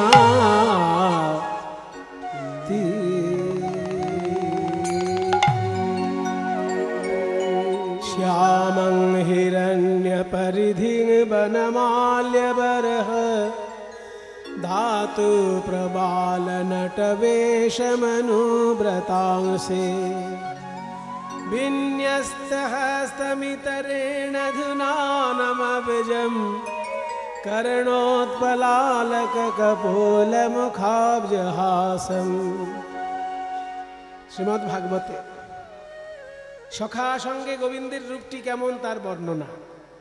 শ্যামং শ্যাম সুন্দর, হিরণ্য পরিধি পরে আছেন এমন একটা কাপড় যেন মনে হচ্ছে সোনার মতো ঝলমল করছে। শ্যামং হিরণ্য পরিধি বনমাল্য, বনমালা রয়েছে গলায়। বনমালা কাকে বলে?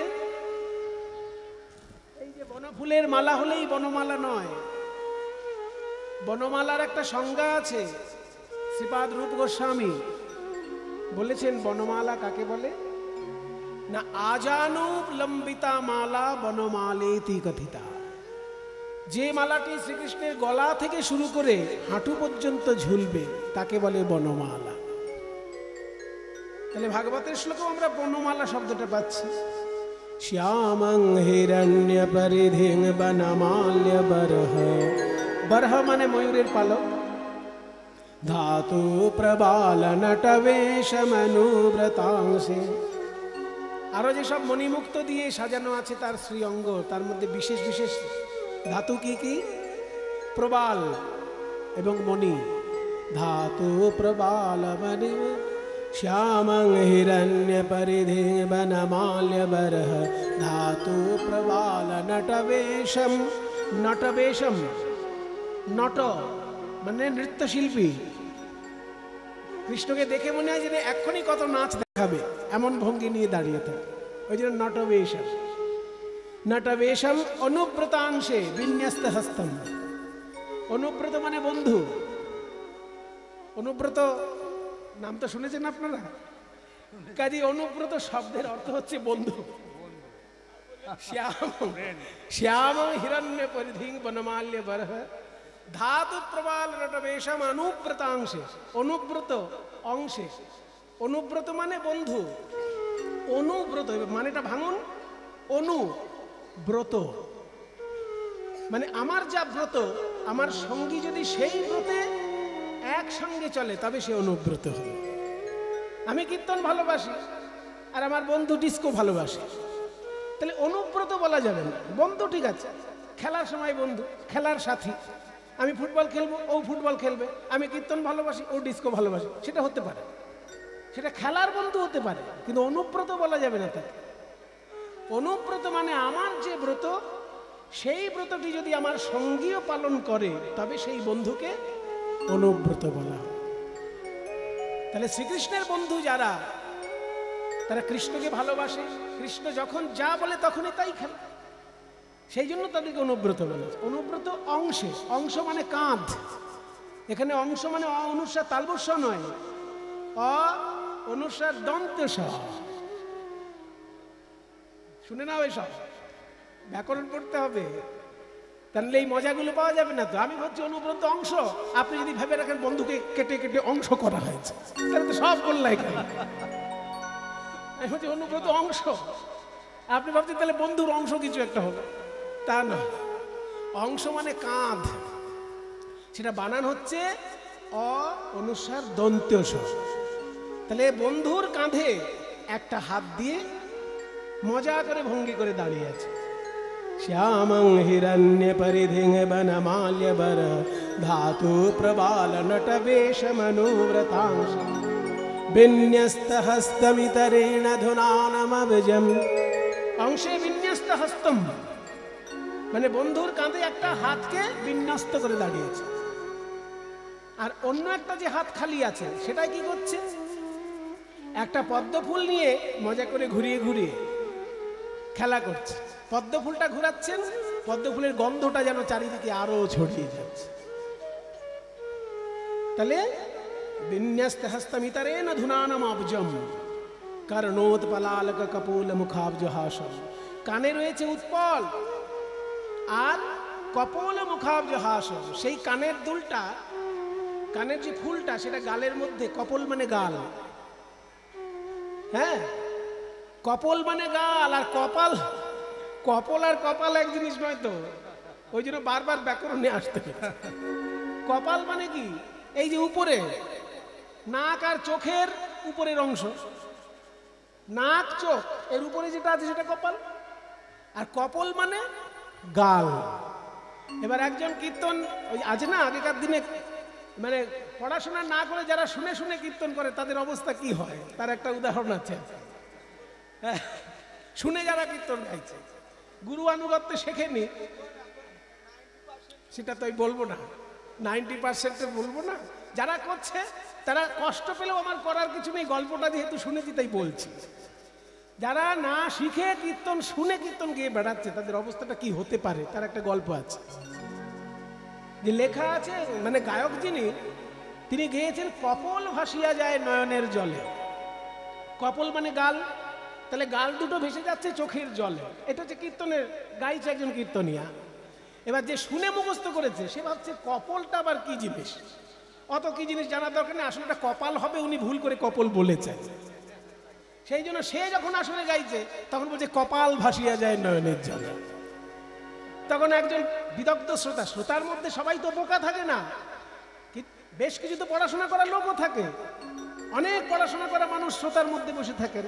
এবার তাদের মধ্যে একজন দাঁড়িয়ে বলছে, এই ছড়া তুমি কি গাইলে এক্ষুনি? কপাল ভাসিয়া যায় নয়নের জলে। চোখের জল কি উল্টো দিকে যায়? তাহলে চোখের জলটা নিচের দিকে নামে, তো কপালটা ভাসবে কি করে চোখের জল? তখন সে আবার চালাক চতুর ছিল যে গাইছে, সে বলে, বুঝলেন না, পা দুখানি বাঁধা ছিল কদম্বের ডালে। মানে ফাজিল কীর্তনিয়া যাকে বলে, বলে কপল মানে যে গাল, সে যেহেতু সেটা জানে না, তাই যার কাছে শুনেছে কপল ভাসিয়া যায়, সে নিজের মতো করে নিয়েছে কপাল ভাসিয়া যায়। এবার উত্তর দেবে কি, কপাল কি করে ভাসছে? না, পা দুটো যদি কদম গাছে বাঁধা থাকে তাহলে চোখের জল তো কপাল দিয়েই যাবে।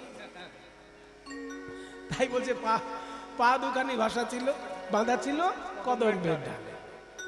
তাই শ্লোক বলতে গিয়ে এই গল্পটা চলে এলো। শ্লোকের মধ্যে কপল কথাটা আছে। কপল, এই শ্লোকটা আমি শুনেছিলাম প্রথম যার কাছে, তিনি হচ্ছেন কীর্তন জগতের চূড়ামণি ছিলেন, কলকাতার বিশিষ্ট কীর্তন গায়ক ছিলেন কানাই বন্দ্যোপাধ্যায় মহাশয়। আপনারা যারা তার কীর্তন শুনতে পারেননি তারা মানে অনেক বড় জিনিস জীবনে লাভ করতে পারেননি।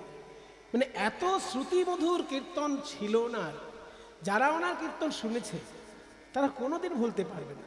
আমি তো তখন খুব ছোট ছিলাম, সামনে বসে ওনার গান শুনেছি বহুবার। সেই কানাই বন্দ্যোপাধ্যায়ের মুখে এই সংস্কৃত শ্লোকটি আমি শুনেছিলাম, কিন্তু কোথায় আছে জানতাম না। তারপর ভাগবত পড়তে পড়তে দেখলাম শ্রীমদ্ ভাগবতে রয়েছে।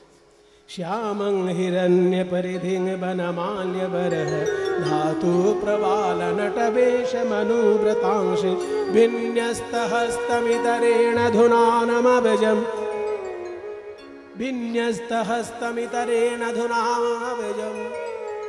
কপল ভেসে যাচ্ছে, কি হচ্ছে? কানের দুলে কপল মুখাব্জ হাসম। মুখাব্জ মুখ, অব্জ, অব্জ মানে পদ্ম ফুল, অপ মানে জল, জলে জন্মায় ওই জন্য অব্জ, অব্জ। মুখ কমলে হাসি ছড়িয়ে পড়ছে, কপল মুখাব্জ হাসম। তার মানে মিষ্টিমধুর হাসছেন, বন্ধুর কাঁধে একটা হাত রয়েছে আর একটা হাতে পদ্ম ফুল দুলাতে দুলাতে মজা করে দাঁড়িয়ে আছেন গোবিন্দ। এইটা হচ্ছে গোষ্ঠলীলা, গোবিন্দের রূপের বর্ণনা শ্রীমদ্ ভাগবতে। সেই গোবিন্দ আমার খেলা করতে করতে বলছে, শ্রীরাম, সারাদিন খেলা করতে করতে এবার আমার মায়ের কথা মনে পড়েছে। আমরা যারা মা বাবাকে ভালোবাসি না তাদেরকে শিক্ষা দিচ্ছেন ভগবান। একটু আগে দেখলাম গৌরাঙ্গ মহাপ্রভু মাকে প্রণাম করার জন্য কীর্তন নিয়ে ছুটলেন বাড়িতে, আবার এখন দেখছি শ্রীকৃষ্ণ মায়ের কথা মনে পড়েছে বলে শ্রীরাম সুদামের খেলা বন্ধ রেখে এইবার ঘরের দিকে চলেছে। ওরে শ্রীরাম রে,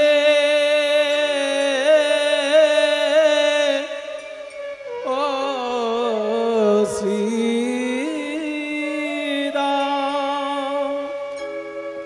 দেখ দেখ গগনে আর বেলা নাই, আর বেলা নাই, বেলা নাই, বেলা নাই, নাই পালে জড়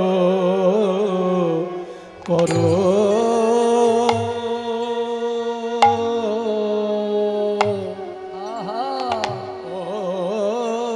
আরো কষে, ও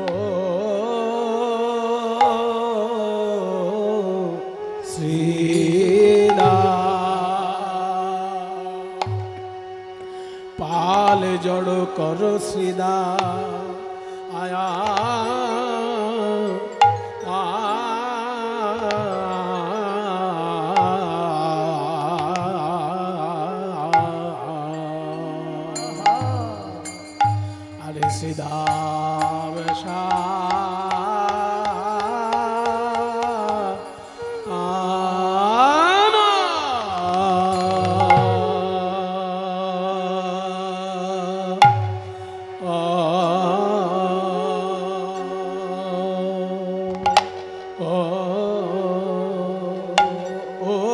শ্রীদাম শ্রীদাম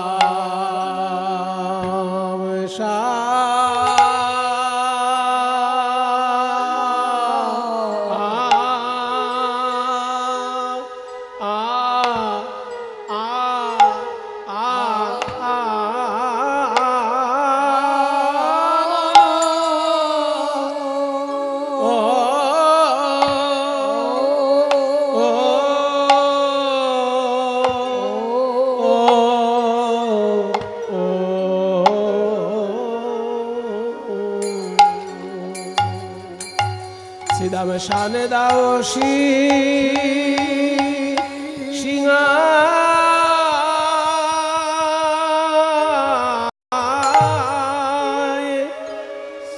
শ্রীদাম রে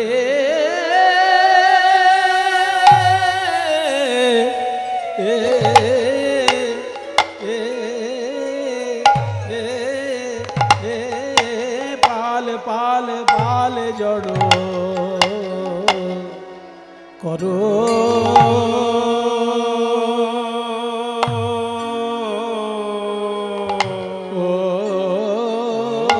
হরি বল নিতাই গৌর হরি বল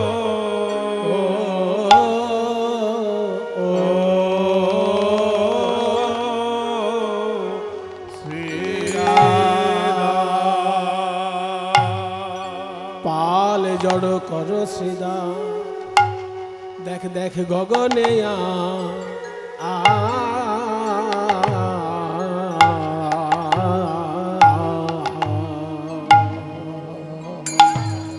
গগনে আর বেলা নাই রে শ্রীদাম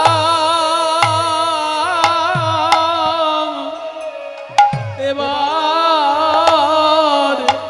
এবার ঘরে যে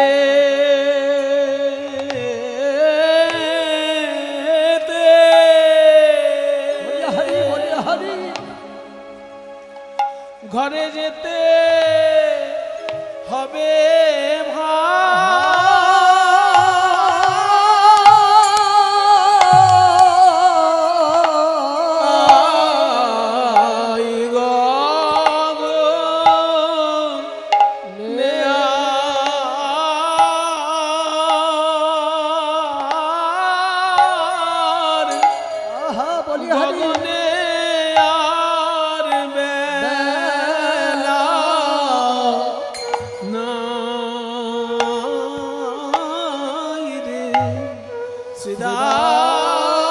শ্রীদাম এবার এবার ঘরে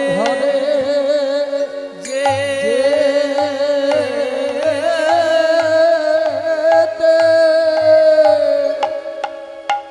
হবে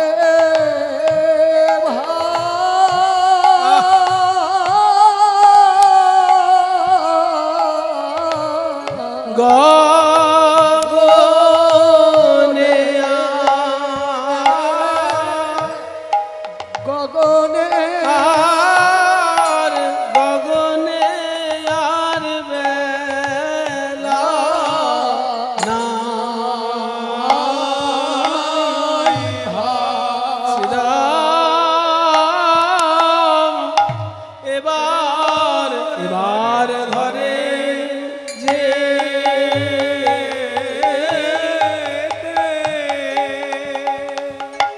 ও যেতে হবে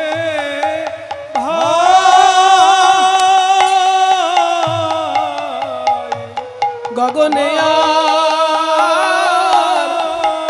গগনে আর বেলা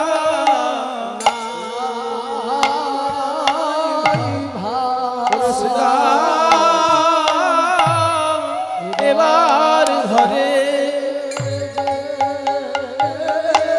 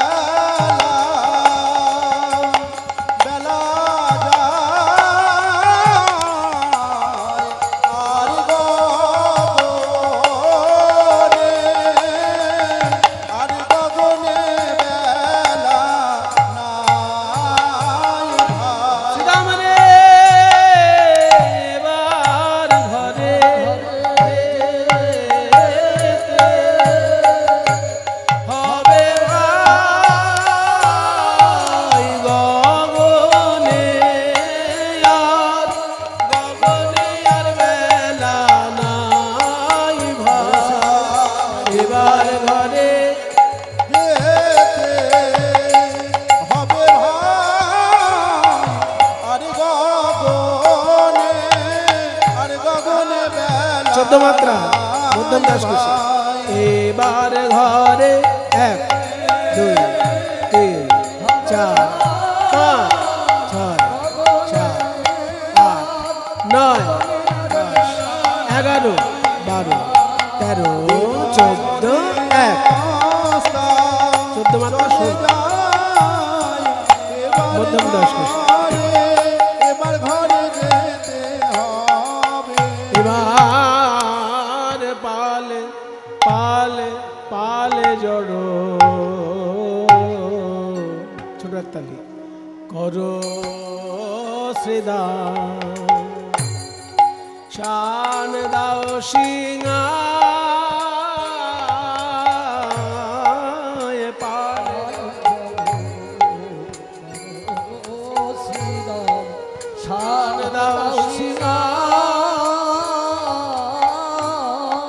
সঘনে বিষম খাই নাম নাম করে মা সঘনে বিষম খাই বুঝে নাম করে মা আমার মা নাম করে রে